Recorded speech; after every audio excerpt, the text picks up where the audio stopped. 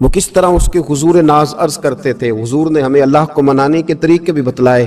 فرمایا جب ماں باپ دعا مانگیں گے اولاد کے حق میں تو وہ مان جائے گا. حضور علیہ السلام نے فرمایا جب مسافر دعا مانگے گا تو اللہ مان جائے گا. فرمایا میرے رسول کریم نے کہ جب بیمار دعا مانگے گا تو اللہ مان جائے گا. اور سید عالم علیہ السلام فرمانے لگے جب تمہارے ضعیف کمزور مجبور لوگ دعا مانگیں گے تو اللہ مان جائے گا. اور حضور نے فرمایا جب تم فرض ادا کر کے دعا مانگو گے تو اللہ مان جائے گا. اور میرے محبوب نے فرمایا جب پچھلی رات اٹھ کے تم اس کے حضور عرض کرو گے تو وہ تمہاری دعاؤں کو قبول کر لے گا. وہ تو مان جائے گا. اور حضور نے ہمیں دن بتائے. فرمایا جمعے والے دن مانگنا مان جائے گا. شب قدر کو مانگ لینا مان جائے گا. شب برات میں دعائیں کرنا وہ مان جائے گا. رمضان کی راتوں میں مانگنا مان جائے گا. قرآن پاک کے ختم کے موقع پر دعا کرنا مان جائے گا. طریقے بتلائے. اب یہ ہے کہ ہم نے تو مانگنا تھا نا اس کی بارگاہ میں, ہم نے تو حاضر ہونا تھا, ہم نے تو جانا تھا. اب ہم نے آگے بڑھنا ہے, اس کے حضور عرض کرنا ہے. حضور نے ہمیں بتلایا کہ مومن متقی ہوتا ہے نا, پرہیزگار ہوتا ہے, تو اس نے کچھ نیکیاں بھی کی ہوتی ہیں. جس طرح اسے اپنے گناہوں کا پتہ ہوتا ہے نا, تو اسے پتہ ہوتا ہے کہ نہیں یار فلاں کام میں نے فقط اللہ کی رضا کے لیے کیا ہوا ہے, وہ میرا اور میرے رب کا راز ہے. فرمایا جب تم بڑے الجھ جاؤ نا, جب تم بڑی آزمائش میں آ جاؤ اور جب تم سمجھ لو کہ اب میں بڑی تکلیف میں آ گیا ہوں, تو پھر ایک طریقہ حضور نے ہمیں اور بھی بتلایا مانگنے کا, ایک اور طریقہ بھی بتلایا. اور وہ روایت صحیح مسلم میں موجود ہے. راوی حضرت عبداللہ ابن عمر رضی اللہ تعالیٰ. حضور فرماتے ہیں 3 لوگ سفر کر رہے تھے. یہ آپ اندازہ فرمائیے صحیح مسلم کی حدیث ہے. ذرا حضور کے سمجھانے کا ایک یہ رنگ بھی ہے اللہ کو منانے کا, ایک یہ انداز بھی ہے اس کی بارگاہ میں گزارشات پیش کرنے کا. یہ بھی ایک طریقہ حضور نے ہمیں بتلایا. اگرچہ اپنی نیکیوں کو چھپانا چاہیے, نیکیاں جو چھپی ہوئی ہوتی ہیں وہ قیمتی ہوتی ہیں, وہ قیمتی چیزیں ہوتی ہیں جو لوگوں نے چھپا کر کے رکھی ہوتی ہیں. حضرت عبداللہ ابن عمر فرمانے لگے کہ نبی پاک صلی اللہ علیہ وسلم فرماتے ہیں 3 لوگ سفر کر رہے تھے, رستے میں طوفان آ گیا, تیز بارش شروع ہو گئی. تو حضور فرماتے ہیں وہ تینوں بارش سے بچنے کے لیے ایک غار میں چھپ گئے. ان کو پتہ ہے پرانے زمانے کے اندر غاریں ہوتی تھیں, اور لوگ جب سفر کرتے تھے لمبے تو پتھروں اور پہاڑوں کے بیچ میں سے سفر کرتے تھے. وہ غار کے اندر چلے گئے.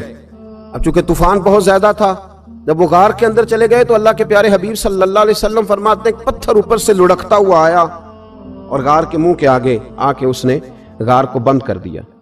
اب اتنا تیز اور اس مضبوطی کے ساتھ وہ پتھر لگا اور اتنا صحیح فٹ ہوا کہ اندر روشنی آنی بھی ختم ہو گئی. اب 3 لوگ ہیں.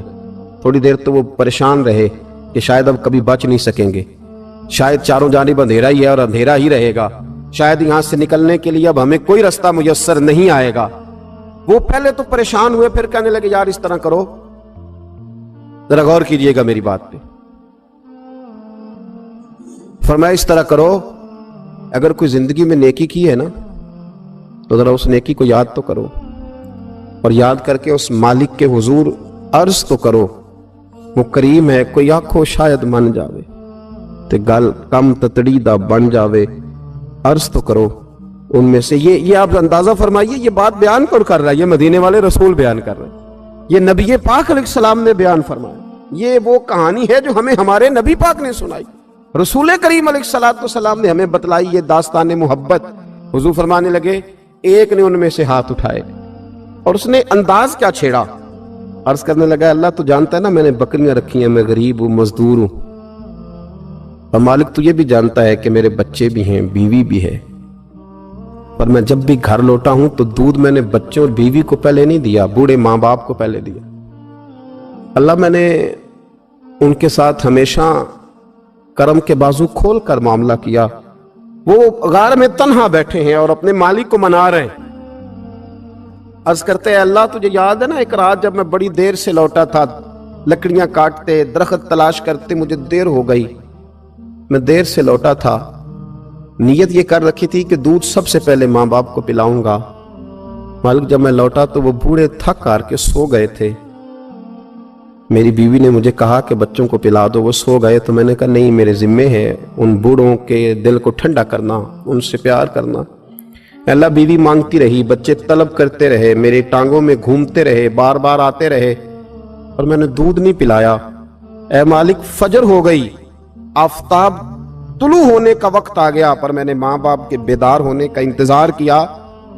اے اللہ، وہ جب اٹھے تو ان کی آنکھوں میں جو میرے لیے دعا تھی اور ان کے سینوں میں جو میرے لیے کرم تھا، اگر تیری بارگاہ میں وہ نیکی قبول ہے تو مالک پھر رحم فرما، نہ اس مشکل سے آسانی عطا فرما۔ سنو سنو، رسول کریم صلی اللہ علیہ وسلم فرماتے ہیں کہ اس بندے کی دعا مکمل ہوئی تو پتھر تھوڑا سا سرک گیا، اور اتنا سرکا کہ آسمان نظر آنے لگا۔ جس نے ماں باپ کو منایا ہے، ان سے پیار کیا ہے، پھر یہی بات وسیلہ بن جائے گی رب کے ماننے کا، پھر یہ وسیلہ بنے گی، اللہ اس سے مان جائے گا۔ پھر رسول کریم صلی اللہ علیہ وسلم فرمانے لگے، دوسرا بولا اور عرض کرنے لگا کہ اے اللہ، تو جانتا ہے مجھے اپنے چچا کی بیٹی بھانے لگی تھی، میں اس کی طرف رغبت کرنے لگا تھا، اور میں نے جب اس سے جا کے ارادہ کیا کہ میں تیرا طالب ہوں، تو اس نے مجھے کہا کہ پہلے 100 دینار لاؤ بانا، تو اللہ میں نے مشقت کر کے 100 دینار جمع کیے، اور جب میں پوری طرح اس پر حاوی ہو گیا، وہ میرے قبضے میں آ گئی اور گناہ کا میں نے ارادہ کر لیا، تو اس عورت کے منہ سے ایک جملہ نکلا کہ اللہ سے ڈر۔ اے مالک، وہ میرے قبضے میں تھی، اے اللہ میں گناہ پر قادر تھا، میں چاہتا تو گناہ کر لیتا، لیکن جب اس نے تیرا نام لے کے کہا نا کہ اللہ سے ڈر، اللہ میں ڈر گیا، میں اسے چھوڑ کے آ گیا۔ اگر تجھے یہ بات پسند ہے تو پھر نکال دینا اس مشکل سے، پھر کر دینا کرم۔ اللہ میری بھی تو چڑھتی جوانی تھی نا، میں بھی تو سب کچھ کر سکتا تھا، پر تیرے لیے، تیری خاطر میں لذت گناہ سے باز رہا، تو اللہ تو رحمت فرما دے۔ حضور فرماتے ہیں اس کی دعا مکمل ہوئی تھی کہ پتھر تھوڑا اور سرک گیا۔ پھر تیسرا بولا اور اس نے بول کے کہا، اللہ ایک مزدور کو، ایک دیہڑی دار کو، ایک غریب کو میں نے کام پہ رکھا ہوا تھا، یہ تیرا اور میرا راز ہے اللہ۔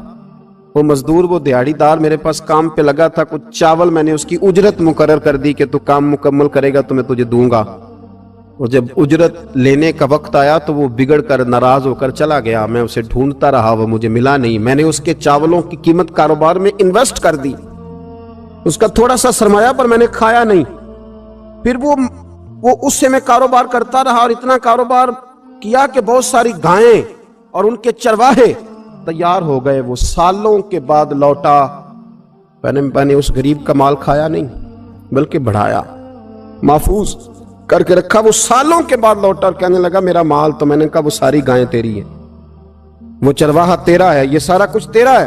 تو کہنے لگا تو مجھ سے مذاق کرتا ہے، میں غریب کہاں اور گاؤں اتنی بڑی گائیں کہاں، تو مذاق کرتا ہے؟ تو میں نے کہا مذاق نہیں، میں نے اپنے رب سے ڈر کے تیرے مال کی حفاظت کی، یہ تیرا ہے۔ اے اللہ، میں کھا بھی تو سکتا تھا نا، پر تجھ سے ڈر کر میں نے وہ سارا محفوظ رکھا۔ اللہ اگر تجھے میری یہ ادا پسند ہے تو پھر آج مان جانا، آج راضی ہو جا۔ اللہ کے رسول فرماتے ہیں اس کی دعا مکمل ہوئی تھی کہ پتھر لڑکا اور ان کے لیے رستہ بن گیا، وہ باہر آ گئے۔ تو حضور نے ہمیں بتلایا کہ وہ تمہاری نیکیاں جو چھپی ہوئی ہیں، وہ تمہاری نیکیاں جو تم نے خالص اللہ کی رضا کے لیے کی ہیں، ان نیکیوں، ان اعمال کا وسیلہ بھی تمہارے رب کے ماننے کا ذریعہ بن جائے گا۔ اس کو منایا جائے، اس کی حضور حاضری دی جائے، اس سے بخشش کا سوال کیا جائے، اس کی بارگاہ میں یہ گزارش کی جائے کہ اللہ غریبوں، مجبوروں، کمزوروں اور ان لوگوں کے صدقے جو اللہ رستہ دیکھ رہے ہیں کہ رستہ کب کھلے گا، جو تیری بارگاہ کرم کے سوالی ہیں، ان کے صدقے تو رحم فرما، تو کرم فرما۔ تو میرے عزیز، ایک اور بات جو اللہ کو منانے کے لیے ہمیں ہمارے پیارے رسول صلی اللہ تعالی علیہ وسلم نے بتلائی کہ جب انسان بہت زیادہ عاجزی کرتا ہے نا، بہت زیادہ عاجزی، تو پھر بھی اللہ مان جاتا ہے۔ جب وہ اس کے حضور بہت عجز کا اظہار کرتا ہے، بہت زیادہ عجز کا اظہار کرتا ہے، وہ ڈر جاتا ہے اس سے۔ وَلِمَنْ خَافَ مَقَامَ رَبِّهِ جَنَّتَانِ، اور جو میرے سامنے کھڑے ہونے سے ڈرے گا میں اسے 2 جنتیں عطا کروں۔ حضرت بابا فرید الدین مسعود گنج شکر بابا صاحب رحمت اللہ علیہ فرماتے ہیں کہ ایک نیک نوجوان تھا، دن کو روزہ رکھتا، رات کو نماز پڑھتا، پر اللہ سے ڈرتا پھر بھی بہت ہی زیادہ تھا، بڑا ہی ڈرتا تھا۔ موت کا وقت آیا تو ماں ہی تھی بس اس کی، تو ماں سے کہنے لگا اماں تو میری ماں ہے، میرے ساتھ 3 وعدے تو کر۔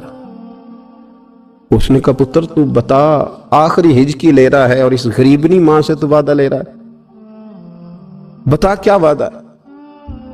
عرض کرنے لگا اماں جب میں مر جاؤں نا تو میرے گلے میں رسی ڈال کے تو مجھے گھمانا گھر کے صحن میں، اور لوگوں کو کہنا جو رب کی نافرمانی کرے اس کا یہی حال ہوتا ہے۔ یہ اعلان کرنا جو اللہ کے نافرمان ہوں ان کا یہی اشر کیا جانا چاہیے۔ اور اماں پھر دوسرا وعدہ کر،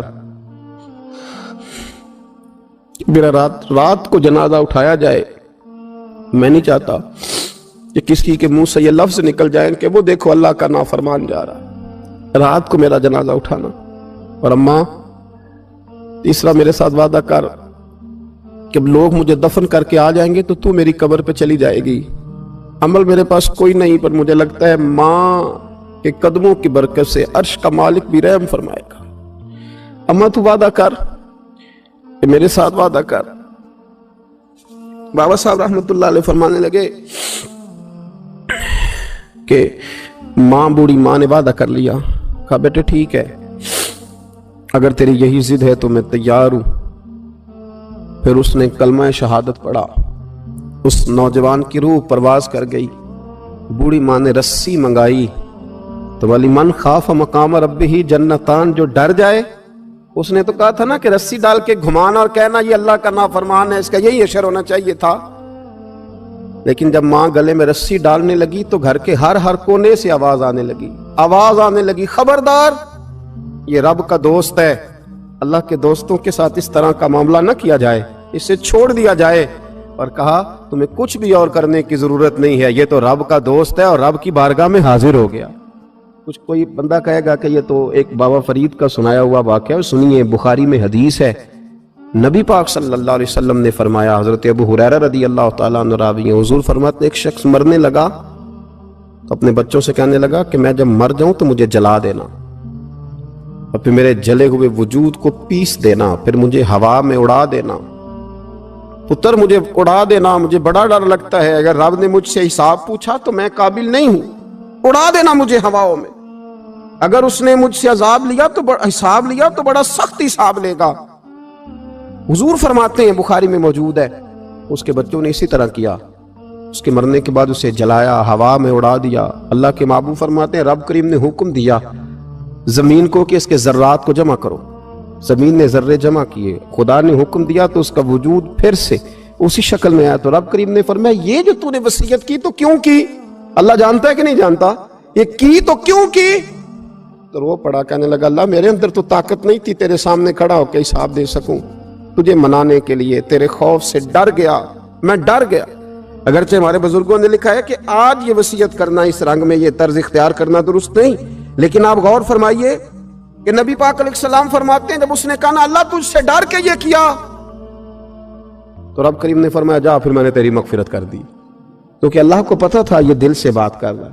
ایک چوتھی بات میرے رسول پاک علیہ السلام نے فرمایا کہ جب رب نہ مانے تو پھر وہ کمزوروں کے صدقے مان جاتا ہے، پھر وہ ضعیفوں کے صدقے مان جاتا ہے۔ فرمایا اللہ تم سے بارشیں روکنا چاہتا ہے پر تمہارے ضعیفوں، کمزوروں، غریبوں کے صدقے، مجبوروں کے صدقے وہ تم پر بارشیں برساتا ہے۔ حضور فرماتے ہیں رب اشغاظ اغبر لو اقسم علی اللہ لا برا،